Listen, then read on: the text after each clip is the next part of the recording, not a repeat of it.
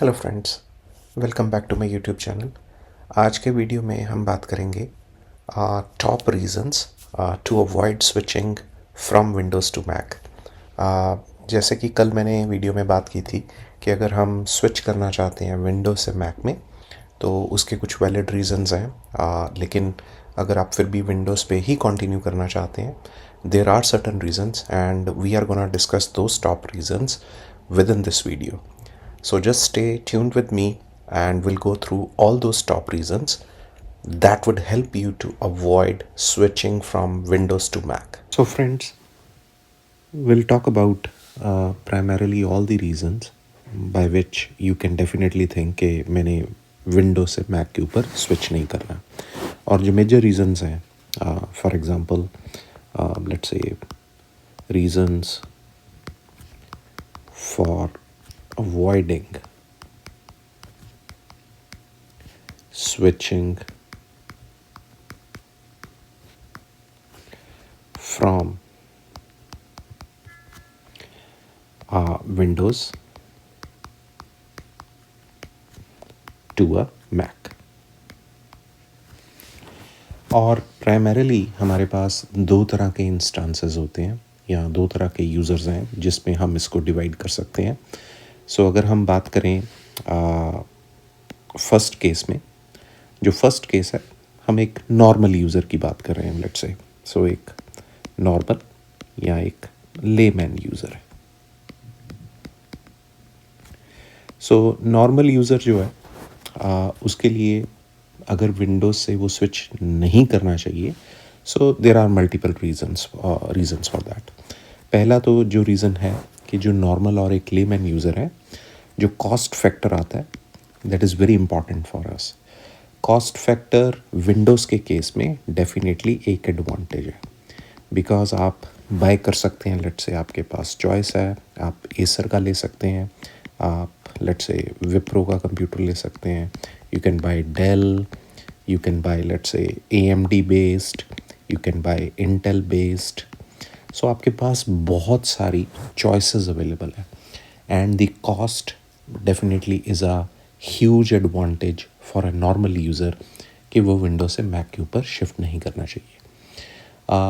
Mac normally अगर हम बात करें, Mac is a costly affair. so ये हमने कल भी बात की थी एक डिफरेंट वीडियो में. वो Mac डेफिनेटली कॉस्ट के पॉइंट ऑफ व्यू से they are not so, I would say, optimized. They are on the higher side. और जब हम कॉस्ट की बात करते हैं तो विंडोज़ में डेफिनेटली एक एडवांटेज आपको मिलता है. दूसरा आपको एडवांटेज मिलता है अगर आप गेमर हैं या गेमिंग में डेफिनेटली बिलीव करते हैं. जितनी गेमिंग आज की डेट में चलती है, जो विंडोज़ बेस्ड कंप्यूटर्स हैं, they are far more optimized as a platform हम बात करेंगे. सो ये फार मोर ऑप्टिमाइज्ड है विंडोज़ की. लाइक ऑल तरह की जो गेम्स हैं वो विंडोज़ के ऊपर चलती हैं. सो डेफिनेटली ये आपको एक एडेड एडवांटेज मिलता है. सो आज की डेट में भी till now, like while recording this video, Windows definitely have an edge rather than Mac और अदर जो प्लेटफॉर्म्स हैं. इसके अलावा जो आपकी एप्लीकेशन कंपैटिबिलिटी है, एप्लीकेशन कंपैटिबिलिटी में भी आपको विंडोज़ डेफिनेटली एक एज देता है. मल्टीपल एप्लीकेशंस हो सकती हैं, चाहे वो ऑफिस की ऐप है या कोई और तरह की ऐप है, कोई टेक्स्ट बेस्ड है. आपकी डिफरेंट ऐप्स हो सकती हैं, कोई टेक्स्ट बेस्ड है, कोई ऑफिस ऐप है. उसकी जो कंपैटिबिलिटी है वो विंडोज़ में डेफिनेटली ज़्यादा है. सो एक नॉर्मल यूज़र के पर्सपेक्टिव से ये एक मेजर रीजंस बनते हैं इसको विंडोज़ पे ही रहने का rather than switching on to a Mac. And of course जो लास्ट रीज़न बनता है, बिकॉज विंडोज़ एक बहुत पुराना, like it's been long time, और majority of the population have been using Windows based. तो जो उसकी यूसेज है, let's say, that has like played a important role. आपको यूसेज ज़्यादा है and you know how to use it. So ये definitely आपको एज देता है. So I think so these are all the reasons जो अगर हम एक नॉर्मल यूज़र के लिए बात करें तो डेफिनेटली कॉस्ट है, गेमिंग एप्लीकेशंस हैं, एप्लीकेशन कंपेटेबिलिटी है, यूसेज है, या उसको यूज़ कैसे करना है. It's easier, I would say. Not that कि Mac is too tough, but because we have been constantly, अगर हम एक चीज़ को यूज़ करते हैं कॉन्स्टेंटली तो उसकी यूसेज और हमारा जो एक डे टू डे यूसेज है, जो पैटर्न्स है, हमारी जो हाथ की सेटिंग है, वो डेफिनेटली वी नो कहाँ पे क्लिक करना है, कहाँ पे नहीं क्लिक करना है, सेटिंग्स में कैसे जाना है. और इवन जो उसके ड्राइवर्स हैं, कंपेटेबिलिटी है, कोई प्रिंटर्स हैं, कोई कुछ है, that is very much I would say available for the Windows. Of course Mac पे भी वो डेफिनेटली इम्प्रूव हुआ है, बट जो एक हिस्ट्री के पैटर्न में देखें तो Windows definitely have an edge. ना अगर हम बात करें एक डेवलपर के पर्सपेक्टिव से, सो अगर हम डेवलपर के पर्सपेक्टिव से देखते हैं, so then the reasons are definitely, ये रीजंस तो रहेंगे ही रहेंगे, लेकिन अदर रीजंस भी आते हैं. सो इट मीन्स अगर आप एक डेवलपर हैं, एक प्रोग्रामर हैं, और आप विंडोज से मैक पे नहीं शिफ्ट करना चाहते हैं, सो बियॉन्ड दीज रीजंस, जो हमने ये सारे रीजंस जो हमने डिस्कस किए, कॉस्टिंग, गेमिंग, एप्लीकेशन, यूसेज, ये सारे रीजंस की प्लस करने के बजाय मीन्स ऐड या कुछ और रीजंस अगर हम इसमें ऐड करते हैं, तो वो जो रीजंस हैं, तो जो सबसे पहला रीज़न है कि आप डेफिनेटली एक ऑफिस यूज़र हैं, आप MS ऑफिस चलाते हैं, आपका इकोसिस्टम उसमें बेस्ड है. सो this is one of the most important, I would से, the reasons out there. So let's say you are using Office, you are using Windows based applications, MS Office हो सकता है, OneDrive है, right? आपका for example आप Outlook use करते हैं, आप उस इकोसिस्टम में you are kind of bounded in that. Secondly, क्योंकि आप एक डेवलपर हैं, तो डेवलपर डेफिनेटली माइक्रोसॉफ्ट, बिकॉज आप विंडोज़ बेस्ड मशीन यूज़ करते हैं, तो आपके जो मैक्सिमम चांसेस हैं कि आप माइक्रोसॉफ्ट की टेक्नोलॉजीज़ के डेवलपर ही हैं. तो माइक्रोसॉफ्ट की टेक्नोलॉजीज़ के डेवलपमेंट के लिए आप .NET यूज़ करते होंगे. अब वो उसे .NET नहीं बोलते हैं, like you just call them as .NET. पहले ये फ्रेमवर्क के फॉर्म में बोलते थे, अब .NET सिंपल बोला जाता है, right? These are multiple .NET framework, .NET, these are all like how Microsoft has evolved over a period of time. ये interchangeably भी यूज़ होता है. Microsoft का अगर .NET framework है, उसकी क्लासेस और लाइब्रेरीज आज की डेट में जो क्रॉस प्लेटफॉर्म .NET अवेलेबल है, उसके ऊपर भी वो काम करता है, वो लाइब्रेरीज आज की अवेलेबल है. और देन आप डेफिनेटली SQL सर्वर में इन्वेस्टेड हैं, जो माइक्रोसॉफ्ट का RDBMS है, आप उसको यूज़ करते हैं, और SQL सर्वर वहाँ पे नहीं चलता. आप let's say power BI developer हैं, सो पावर BI की एप्स वहाँ पे नहीं चलती हैं, let's say. And let's say you are developer of SQL servers, SQL server integration services, right, जो ETL टूल्स के लिए हम यूज़ करते हैं, आप उसके डेवलपर हैं. रिपोर्टिंग सर्विसेज हैं, SQL सर्वर रिपोर्टिंग सर्विसेज हैं. सो ये जो सारे टूल्स हैं, ये आप यूज़ करते हैं, और इसके ऊपर वो चीज़ नहीं चलती है. Now the majority of the other things which could definitely, जो आप चीज़ें यूज़ करते हैं और वहाँ पे वो नहीं चलता है, that is visual studio. Now visual studio of course एक ऐसा फुल फ्लेश सॉफ्टवेयर है, full blown, like it's a IDE, it's a full blown complete जो लाइफ साइकिल देता है डेवलपमेंट का, वो ब्लोन मॉडल है. मैक के लिए Microsoft use to provide a Visual Studio that was optimized for Mac, और उसके ऊपर आप इंस्टॉल कर सकते थे.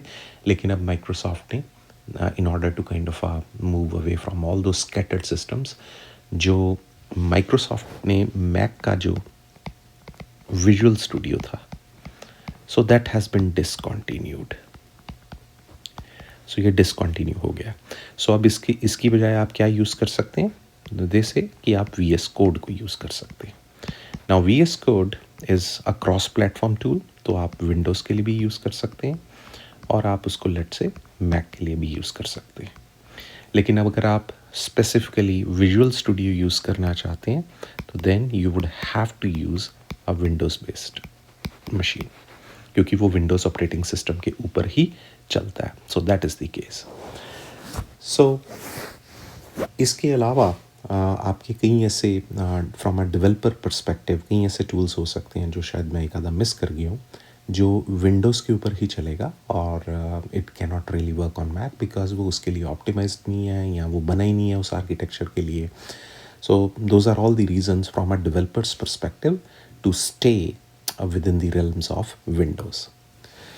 So, from both perspectives, I would say, not only a normal user but also from a developer perspective, चाहे वो costing का फैक्टर हो सकता है, चाहे वो गेमिंग का हो सकता है, एप्लीकेशंस का हो सकता है, आपकी बेसिक यूसेज है, you already know how to operate a Windows. लेकिन डेवलपर के पर्सपेक्टिव से भी आपकी ऑफिस एप्लीकेशंस आप उस इकोसिस्टम में हैं, आपकी जो डॉट नेट फ्रेमवर्क है, डॉट नेट है, सीक्वल सर्वर है, पावर बी आई है, एस एस आई एस है, सीक्वल सर्वर रिपोर्टिंग सर्विसेज हैं, विजुअल स्टूडियो एक फुल ब्लोन सॉफ्टवेयर है, मैक विजुअल स्टूडियो, और इस तरह से और दो तीन सॉफ्टवेयर्स भी हैं. जैसे फॉर एग्जांपल आपके पास सीक्वल सर्वर, मैनेजमेंट स्टूडियो, ये सिर्फ विंडोज़ के ऊपर चलता है. Then you also have let's say Microsoft Visio. Now Microsoft Visio is one of the tools. Visio is one of the tools that's used for diagrams purposes, right? ये मैं tool use करता हूँ तो इसके लिए sometimes you would have to use Windows machine because आप उसके ऊपर ही इसको चला सकते हैं, ये मैक के ऊपर नहीं चल सकता है. So friends, these are all the reasons which are very much there that can help you to think about it as a second time, like okay, I just want to avoid switching from Windows to Mac and these are all the reasons for you. So I think so ये depend करता है if you are working for an organization तो organization किस ecosystem में है. कुछ organizations Microsoft को prefer करती हैं, they are like already into that ecosystem. Some organizations they work on let's say open platforms, Google Workspace पे हैं या कुछ और हैं, तो वो उनके लिए किसी और मशीन को यूज़ करना like beyond Windows, yes it's very much easy. Of course Windows के ऊपर गूगल वर्कस्पेस भी चल सकता है या ओपन टेक्नोलॉजीज भी चलती, लेकिन प्राइमरली विंडोज़ जो मशीन्स हैं और वो प्राइमरली उन माइक्रोसॉफ्ट टेक्नोलॉजीज़ के लिए हैं जो माइक्रोसॉफ्ट प्रॉपर इकोसिस्टम में उनकी टेक्नोलॉजीज़ को यूज़ करते हैं, which are very much proprietary by Microsoft. And of course, I would say one of the another reasons which probably can stop us or rethink कि आज की डेट में हमारे प्लस इसमें जो विंडोज़ बेस्ड हैं जो सिस्टम्स आए हैं लेट्स से, तो दे आर जितने भी Qualcomm बेस्ड के स्नैपड्रैगन बेस्ड जो मशीन्स है, फॉर एग्जांपल अगर आपने एक्सलीट का नाम सुना है या अभी एक्सलीट 2 which would be launched in 2026, these machines they have actually helped to create machines, Windows based machines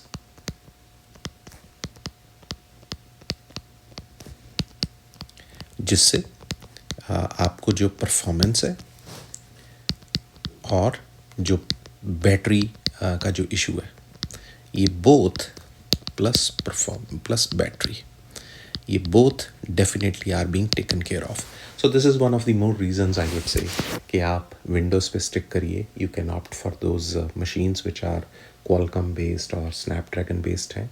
हालांकि उसमें कुछ एप्लीकेशंस हो सकती हैं because of the ARM architecture वो कंपेटेबिलिटी ना हो, लेकिन वो धीरे धीरे इम्प्रूव हो रही है because Qualcomm is also pushing hard into that, Microsoft is pushing hard into that. अब जैसे माइक्रोसॉफ्ट ने रिसेंटली जो उनका सीक्वल सर्वर मैनेजमेंट स्टूडियो है 22, they have already announced support for ARM-based processors. It means it can natively run on the Snapdragon-based processors or ARM-based processors. So I hope, guys, this video helps you to kind of decide it for yourself. Yes, these are the major reasons from a normal user and from a developer perspective that kind of help you to decide, yes, I do not really want to switch on to Mac, and I want to keep using Windows as it is.